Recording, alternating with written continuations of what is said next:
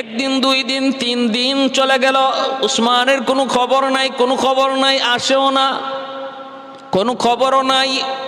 ওই অবস্থায় দেখা গেল একজন মানুষ, অপরিচিত একজন মানুষ, নবী যখন টেনশনে, আমার উসমানের কি হলো, ওই অবস্থায় একজন বৃদ্ধ মানুষ আল্লাহর নবীর কাছে সুরত বদলায়া কান্দে। নবী তো মানুষের দুঃখ দেখলে পরে নবী পাশে যায় দাঁড়ায় দুঃখের খবরটা নিতেন। কেন তুমি কান্না করো, কেন তুমি কষ্ট পাইছো, কি কারণে? আল্লাহ নবী এই দুঃখ দূর করার চেষ্টা করতেন। হযরত মায়ার নবী, দয়ার নবী, ওই বুড়া মানুষটার কান্না দেখে নবী দরদ লাগলো, যায় জিজ্ঞেস করেন, ভাই তুমি কাঁদো কেন? কয়, নবী গো আমি কাঁদতেছি, আপনি আমাকে চিনবেন না, তবে না কাইদে আমি পারলাম না, কানবো না কেন? কারণ মক্কায় দেখে এসেছি আপনার সাহাবী উসমান, যারে আপনি পাঠাইছেন দুধ বানাই আপনার, ওই উসমান যার মক্কার ঘরে ঘরে যার অবদান আছে, ঋণ আছে, সহযোগিতা আছে, ওই কাফের গুলি আপনার সাহাবী উসমানকে হত্যা করে শুলিতে লটকায় রাখছে, তার দেহের সাথে অপমানজনক আচরণ করতেছি। এই দৃশ্যটা আমি দেখছি, দেখে আমার বড় কষ্ট লাগছে, তাই আমি কাঁদতেছি। ডাহা একটা মিথ্যা কথা, সত্য না মিথ্যা? একবারে জিতা মিশা কথা। কে সেটা? কয় ইবলিস। এই মিথ্যা কথাটা কইছে কেটা? কয় ইবলিস। কেন কইতেছে? কয় লাগাইবার জন্য, যুদ্ধ লাগানোর জন্য, বাজায় দেওয়ার জন্য। কারণ ইবলিস দেখতেছি ঘটনা কি, বাজে না কেন। ইবলিস প্ররোচনা দিয়া, ওয়াসওয়াসা দিয়া প্রথমে 50 জন পাঠাইল বাজানোর জন্য, দেখে বাজে না, মুহাম্মদ এদেরকে আবার মুক্ত করে দিয়ে দিছে। আবার 50 জন আসছে, ওখানেও বন্দি করা অবস্থায় মুহাম্মদের কাছে আনার পর তিনি আবার আজাদ করে দেয়। শয়তান ইবলিস কয়, ঘটনা কি? আমি তো লাগাইতে পারতেছি না, বাজাইতে পারতেছি না, কেমন করে বাজানো যায়? ইবলিস তখন মনে মনে চিন্তা করলো, ওসমান হত্যার খবর যদি আমি মুহাম্মদ এবং তার সঙ্গীদেরকে দেই, তাহলে আমার মন বলে ওরা এতে ক্ষিপ্ত হইয়া তখন যুদ্ধ করার জন্য মক্কায় ঢুকে যাবে, গন্ডগোল তখন বাজানো যাবে। এজন্যই মিথ্যা খবর নবীর কাছে রটাইয়া দিল ইবলিস। আল্লাহ নবী, রহমতের নবী, তিনি তো গায়েব জানেন না। মায়ার নবী, তিনি তো আর গায়েব জানেন না। দয়ার নবী, তিনি চিন্তায় পড়ে গেলেন, মাথায় হাত দিয়ে দিলেন। তিনি তো ভাবতেছেন ঘটনা এমনই হবে, নতবা ওসমান 3 দিন হয়ে যায়, আসে না কেন? হয় ওসমানকে বন্দি করেছে, নয় আমার ওসমানকে হত্যাই করেছে। যদি এই বুড়া মানুষের কথা সত্য হয়, হত্যাই করেছে। মায়ার নবী তখন সাহাবায়ে কেরামদেরকে বলেন, সাহাবীরা তাবু, উমরা করি না করি সেটা পরের কথা, আগে আমার ওসমান হত্যার বিচার করতে হবে। আমার উসমানের বদলা না নিয়ে আমি নবী মদিনার দিকে কদম দিব না। কারা কারা আমার সাথে একমত, আমার হাতে হাত রেখে বায়াত গ্রহণ করো। আল্লাহ নবী বললেন, আমরা উমরা করি কি করব কি করব না সেটাও বড় কথা নয়, এখন বড় কথা হলো দূত হত্যা করা আন্তর্জাতিক আইন অপরাধ। আমার ওসমানের কি দোষ? আমি তো তারে দূত বানায় পাঠাইছি। অপরাধ যদি থাকে আমার হবে, যদি আমার কিছু করতে পারে, কিন্তু আমার ওসমানের কোনো দোষ নাই, কোনো অন্যায় নাই, কোনো অপরাধ নাই, কারণ সে দূত। অতএব এই দূত হত্যা আন্তর্জাতিক আইনেও দণ্ডনীয় অপরাধ। আসো, আমার ওসমানের বিচার না নিয়া, ওসমান হত্যার বদলা না নিয়া আমরা কেউ মদিনায় যাব না। যদি এই কথায় একমত হও, আমি নবীর হাতে হাত রেখে বায়াত গ্রহণ করো, শপথ গ্রহণ করো। সুবহানাল্লাহ। আল্লাহ নবী খালি নরম না জায়গা মতো গরম?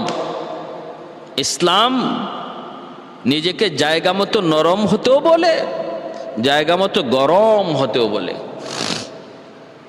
মুহাম্মাদুর রাসূলুল্লাহ ওয়াল্লাযীনা মাআহু আশিদ্দাউ أشداء على الكفار رحماء بينهم تراهم ركعا سجدا يبتغون فضلا من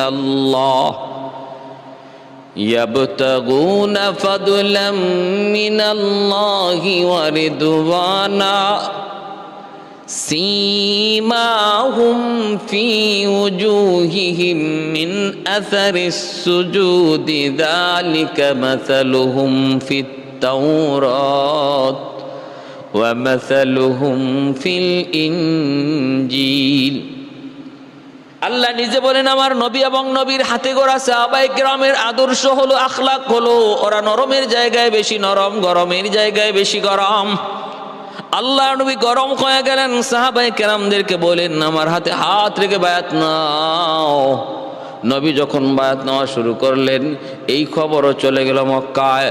আল্লাহ নবী রহমতের নবী বায়াত নিতেছেন বলে কেন? কয় উসমান হত্যার বদলা নেওয়ার জন্য। আবু সুফিয়ান কয় কি আমরা তো উসমানকে হত্যা করি নাই, বন্দি করেছিলাম। তাহলে তারা যদি এরকম শপথ নেয় তাহলে গণ্ডগোল তো অনেক বড় হয়ে যাবে। তারা তো মরণ তার জীবন মরণের শপথ করে বসতেছে। না না না না, হবে না। আল্লাহর নবী রহমতের নবী কি আবু সুফিয়ান মনে মনে ভাবতেছে না, এইভাবে যুদ্ধ করলে আমাদের বিপদ, উসমানকে তাড়াতাড়ি নবীর কাছে লইয়া যাও, উসমানকে তাড়াতাড়ি লইয়া যাও। ভাইয়েরা বন্ধুরা, নবী তখন বায়াত নিতেছিলেন সাহাবায়ে কেরামদের হাত থেকে। ওই অবস্থায় নবীজির চোখ থেকে একটু পানিও পড়ে, কষ্টে উসমানের কথা ইয়াদ করে নবীর চোখ দিয়ে অশ্রু ঝরে। আল্লাহর নবী বলেন সাহাবীরা দেখো, তোমরা সবাই কিন্তু আমার হাতে হাত রেখে শপথ নিয়েছ। আজ যদি আমার উসমান এখানে থাকতো তাহলে সেও তো আমার হাতে হাত রেখে শপথ নিত।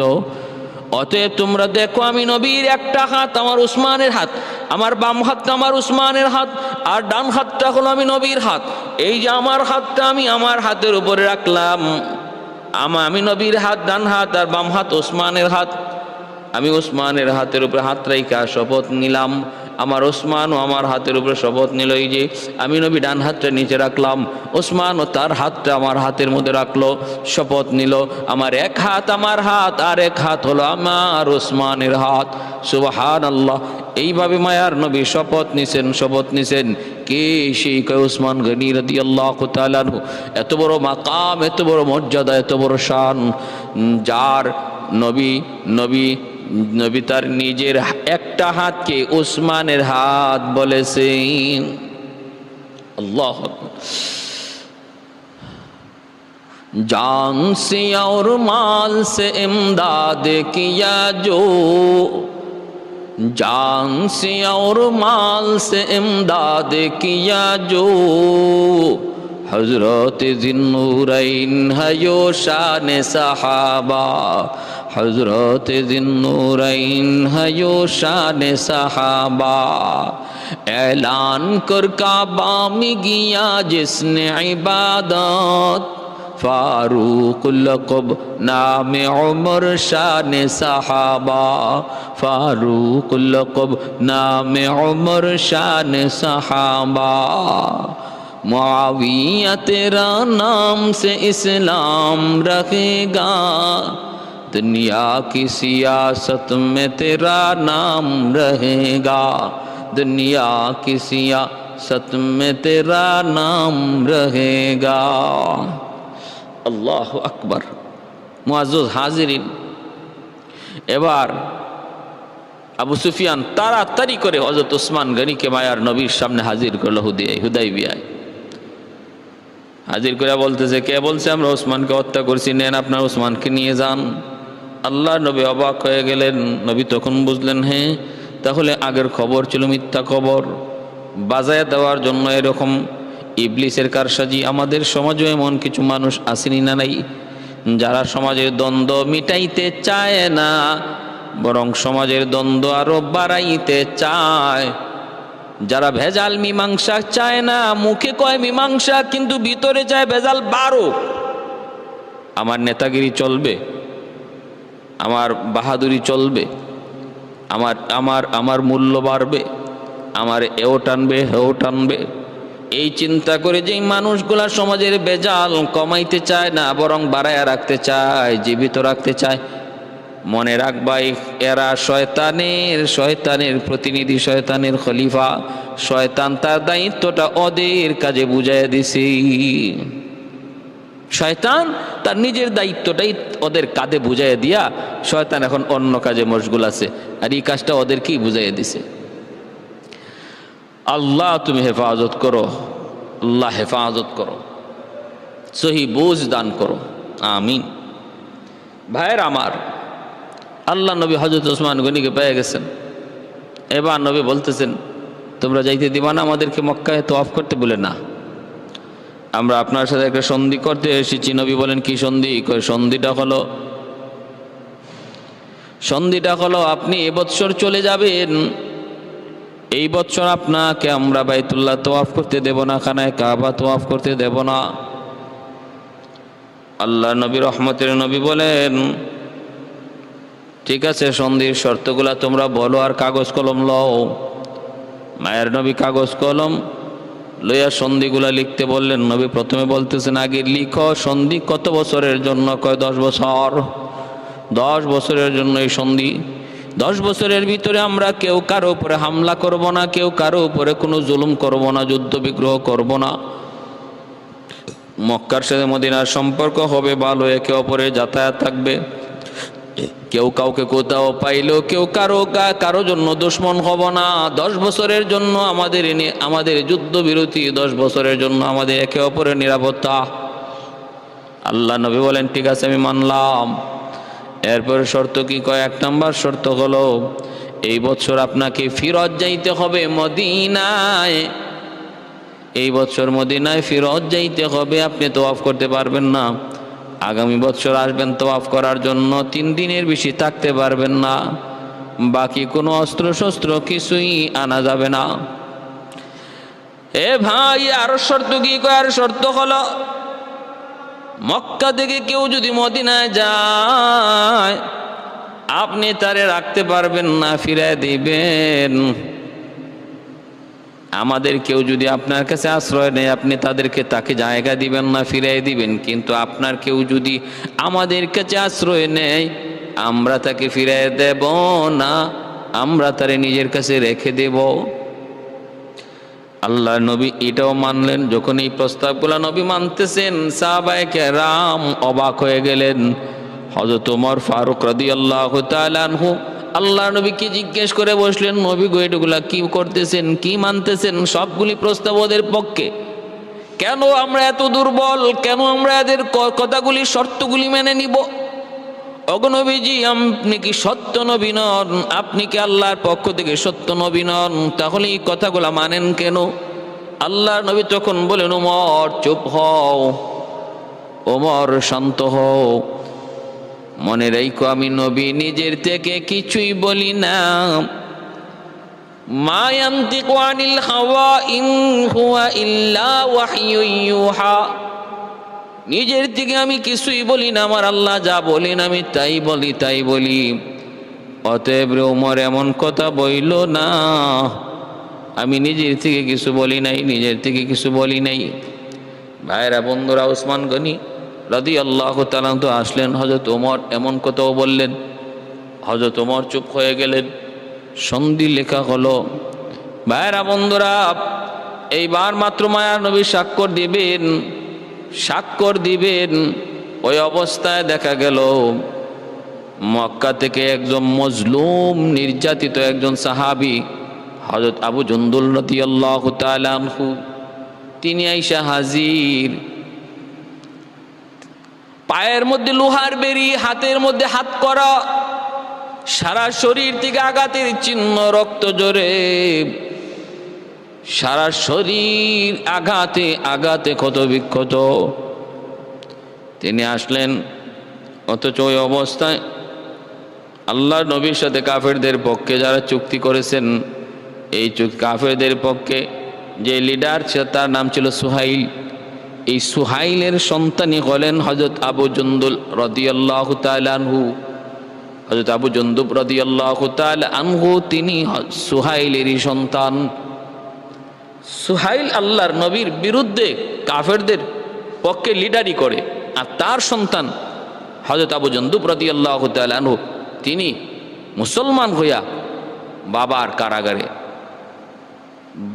কারাগারে নির্যাতিত নিপীড়িত।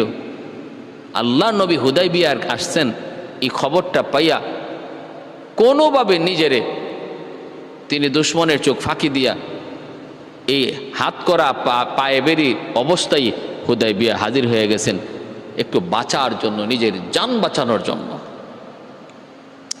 আইসা আল্লাহ নবীকে বলেন, নবী গো, ওগো মায়ার নবী, একটু তাকায় দেখেন আমার অবস্থা শেষ, ওরা আমাকে মেরে ফেলবে, আমাকে আপনি নিয়ে যান, মদিনায় নিয়ে যান। আইসাই যখন তিনি আল্লাহর নবীর কাছে আশ্রয় চাইলেন, সাহায্য চাইলেন, তখনই তার বাপ সুহাইল ঠাস করে একটা গালে চটকনা মারছে, চোর মারছে, আর বলতেছে, হারামি চল তুই মক্কায় চল। আল্লাহ নবী তখন বলতেছেন, সুহাইল থামো, তুমি আমার আবু জন্দুবের গায়ে হাত উঠাও না, তুমি তো বাবা না, বাবা যদি হইতা সন্তানের প্রতি এতটা নির্দয় তুমি থাকতে পারতা না। একজন বাবা কেমন করে বা সন্তানের এতটা নির্যাতন নিজের চোখে সয়? মানুষ পারে না, হায়ওয়ানও পারে না।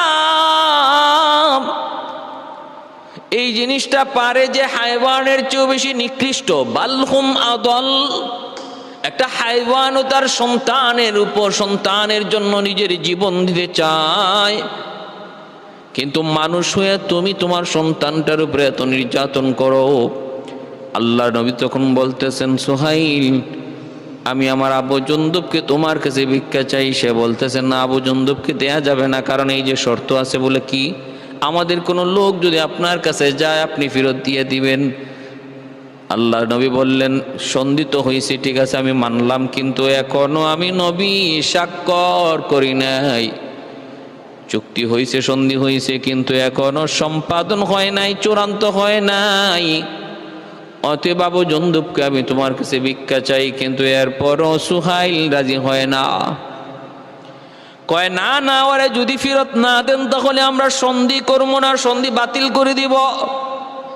আল্লাহর নবী, রহমতের নবী, তিনি তখন সন্ধির স্বার্থে বলতেছেন, বাবা আবু জন্দুব, বাবা কষ্ট নিও না। দেখতেছি নবী সাহাবায়ে কেরামদের চোখ থেকে দর দর করে পানি পড়তেছে। হযরত আবু জন্দুব রাদিয়াল্লাহু তাআলা আনহু নির্যাতনের দৃশ্য দেখে কোন সাহাবী এমন নাই যে চোখ থেকে পানি ঝরে না। হুদাইবিয়া কান্নার রুল পড়ে গেছে। হযরত ওমর ফারুক রাদিয়াল্লাহু তাআলা আনহু সহ সাহাবায়ে কেরাম শুধু নবীকে বলতেছেন, নবী গো, আবু জন্দুবকে আর ফেরত দিয়েন না। আল্লাহর নবীও বলতেছিলেন, দেও না, আমার জন্দুবরে দিয়া দাও, আমি তোমার কাছে ভিক্ষা চাই, কিন্তু দেয় না কাফেররা। আল্লাহর নবীও চোখের পানি মুছতেছেন, আর নবী আবু জন্দুবের মাথায় হাত বুলে বলতেছেন, বাবা পারলাম না। ওই হায়নাগুলি ওরা মানুষ না, এরা হায়নার চেয়ে আরো খারাপ। যাও, তুমি যাও। কি আমি নবী বললাম, অল্প দিনের ভিতরে আল্লাহর পক্ষ থেকে তোমার জন্য সাহায্য আসবে, আমি তোমার জন্য আল্লাহর কাছে দোয়া করব, হাত উঠে দোয়া করব, তুমি যাও, তুমি যাও। এই বইলা মায়ার নবী সান্ত্বনা দিয়ে পাঠিয়ে দিলেন, সান্ত্বনা দিয়ে নবী পাঠিয়ে দিলেন। ভাইরা বন্ধুরা, আবু জন্দুব যান, দুশ্মনরা তার রশি ধরে টানে, হাতের বেরি লাগায় টানে, কাঁটাদার বৃক্ষ দিয়ে মাথায় চাবুক মারে। নবী দেখতেছেন, সাহাবীরা দেখতেছে, দর দর করে সবার চোখ দিয়ে পানি পড়তেছে। কেউ কান্না করে করে দাঁড়ানো থেকে বসে গেছেন, কিচ্ছু করতে পারতেছেন না। ক্ষমতা ছিল করার, ক্ষমতা ছিল আবু জন্দুবকে নিয়ে আসার, কিন্তু আমার নবী অনুমতি দেন না, শুধু সন্ধির স্বার্থে। এই সন্ধিটা ইতিহাসে ঐতিহাসিক হুদায়বিয়ার সন্ধি। আর উসমান খত্তার বদলা নেওয়ার জন্য যে বায়াত নিয়েছিলেন, সেই বায়াতের নাম ঐতিহাসিক ভাবে বায়াতে রিদওয়ান। হুদায়বিয়ার সন্ধি। ভাইয়ের আমার, এ হুদায়বিয়ার সন্ধি সম্পাদন হয়ে গেল। সম্পাদন হওয়ার পর আল্লাহর নবী তরফ থেকে লেখা হইতেছে, মুহাম্মাদুর রাসূলুল্লাহর পক্ষ থেকে কাফেরদের, মক্কার কাফেরদের কাছে সন্ধি চুক্তি। তখনই সুহাইল সহ লিডাররা কয়, চিঠির মধ্যে যদি মুহাম্মদের সাথে রাসূলুল্লাহ শব্দ লাগানো হয়, যুক্ত করা হয়, তাহলে এই সন্ধি করে আর কি লাভ? সন্ধি তো করছি মাঝখানে সমঝোতার জন্য। আমরা যদি মুহাম্মাদুর রাসূলুল্লাহ স্বীকার করে নিলাম, মুহাম্মদ তিনি আল্লাহর রসুল, তাহলে আর সন্ধি লাগবে কেন? অতএব যদি সন্ধি হয়, দোনোপক্ষের সমঝোতার জন্য যদি একটা চুক্তি হয়ে থাকে, এই চুক্তিনামার মধ্যে মুহাম্মদ শব্দ থাকবে, রাসূলুল্লাহ শব্দ থাকবে না, কারণ আমরা যেহেতু এটা মানি না। নাউযুবিল্লাহি মিন যালিক। আল্লাহর নবী রহমতের নবী বলেন, আলী রাসূলুল্লাহ শব্দটা কেটে দাও। আল্লাহ নবী যখন বলছেন, আলী তুমি রাসূলুল্লাহ শব্দটা কেটে দাও, আলী রাদিয়াল্লাহু তাআলা আনহু তখন চিৎকার দিয়া বলেন, নবী গো, আমি আলীর জীবন যাবে, আমি আলীর জীবন যাবে। একবার না 10 বার জীবিত হব, আবার শহীদ হব, জীবিত হব, আবার মরব, তবু আমি আমার যেই হাতে মুহাম্মাদুর রাসূলুল্লাহ লিখেছি, আমি আলী কখনো রাসূলুল্লাহ শব্দ কাটতে পারবো না গো নবী, মাপ চাই, মাপ চাই। আমি আলীর পক্ষে সম্ভব নয়, সম্ভব নয়। আল্লাহর নবী রহমতের নবী বলেন, আলী কাটো। আলী বলে, অসম্ভব নবী গো, আমি পারবো না, বেয়াদবি মাফ করেন। আপনার সব আদেশ আমি মানতে পারি, সব মানবো, কিন্তু আমি এটা পারবো না। এটা লিখতে গেলে আমার জান বের হয়ে যাবে, এটা কাটতে গেলে আমার জান বের হয়ে যাবে।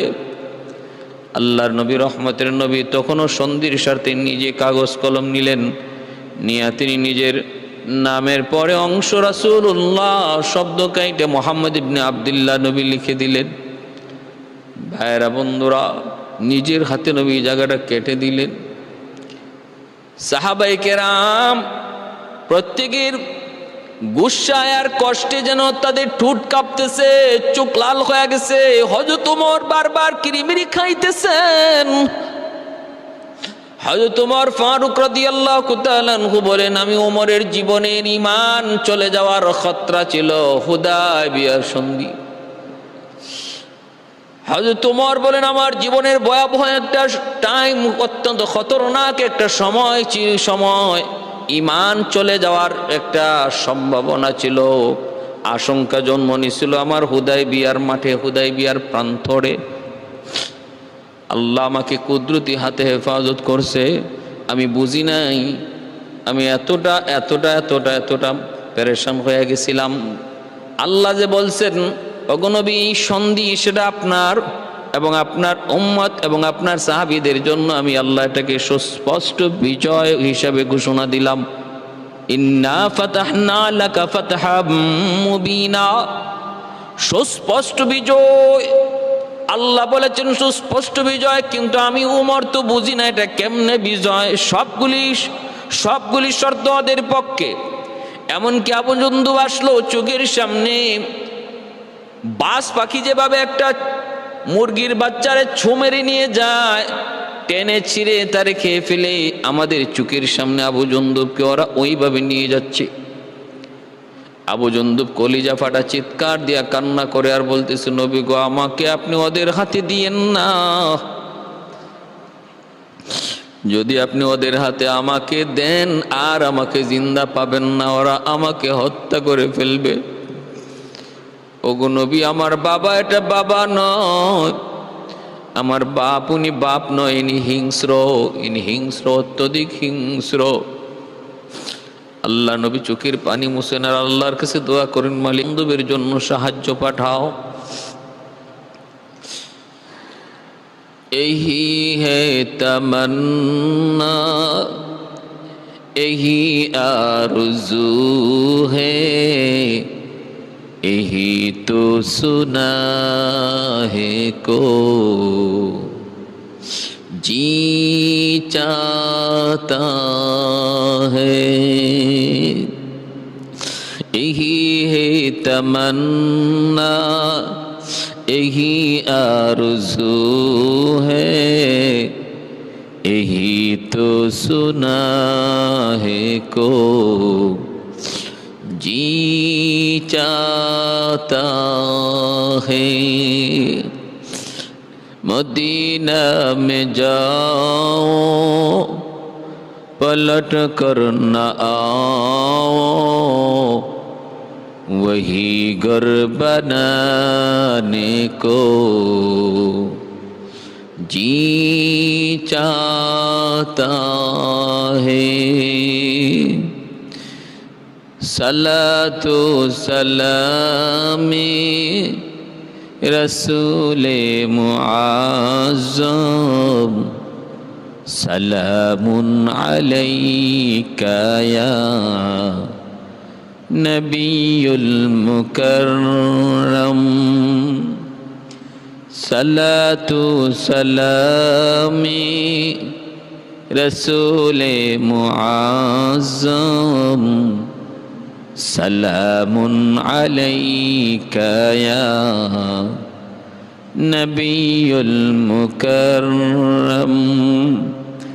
यही है तमन्ना, यही आरज़ू है, यही तो सुना है को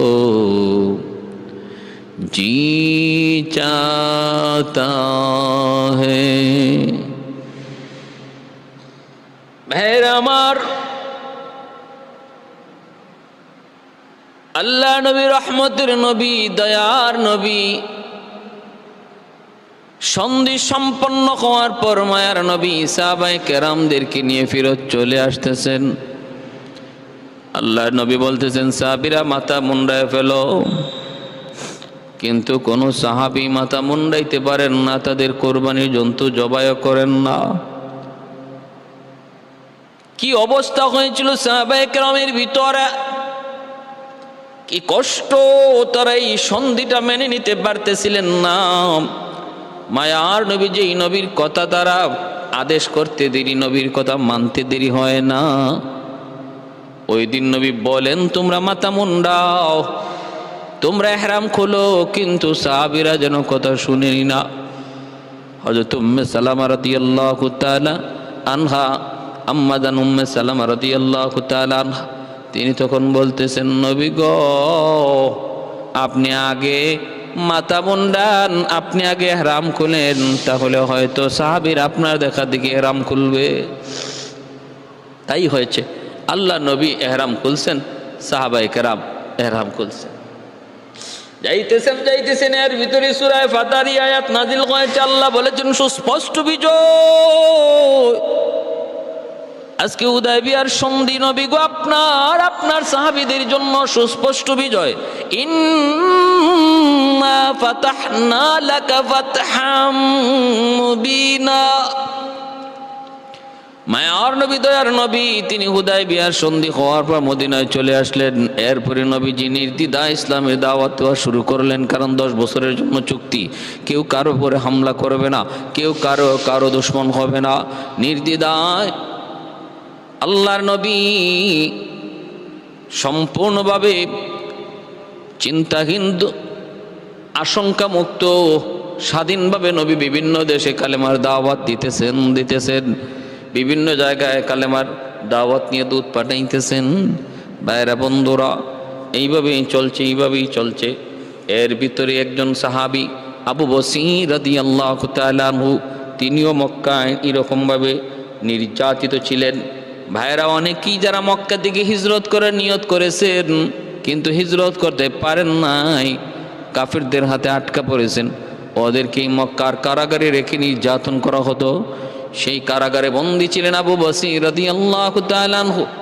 এ নিয়েও কোনো রকম ওদের কারাগার থেকে পালায়া তিনি মদিনায় চলে আসলেন। যেই মাত্র তিনি মদিনায় আসছেন, পিছনে পিছনে 2 জন আইছে। মক্কার কাফিরা নবীকে বলতেছে, আপনার এই আবু বসীরকে আপনি আমাদের হাতে তুলে দিন, কারণ সন্ধির চুক্তি হলো, আমাদের কেউ যদি আপনার কাছে আসে আপনি ফিরায় দিবেন।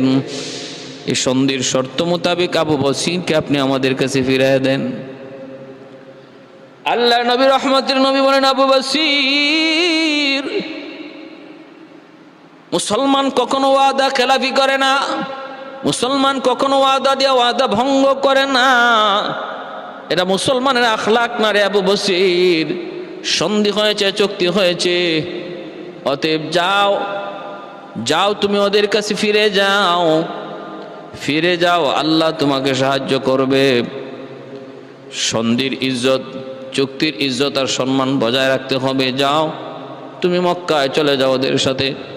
আবু বসির রাদিয়াল্লাহু তাআলা আনহু কান্দেন আর বলেন, নবী গো দিয়েন না গো নবী, কি পরিমাণ নির্যাতন সকাল বিকাল হয়, অনগো নবী আর সইতে পারি না।